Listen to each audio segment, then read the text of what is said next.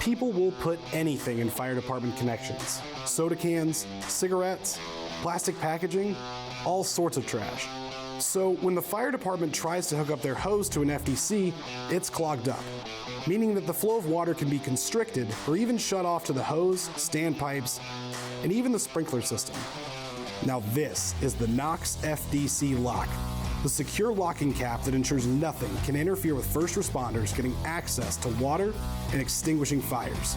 Made from stainless steel, the Knox FDC lock fits securely around the connection and protects the FDC swivel from theft, damage, and vandalism. Even more, it helps keep check valves from freezing in cold temperatures and eliminates costly services to backflush the pipes, because nothing will get by their lock, which can only be opened by using a proprietary Knox Keywrench.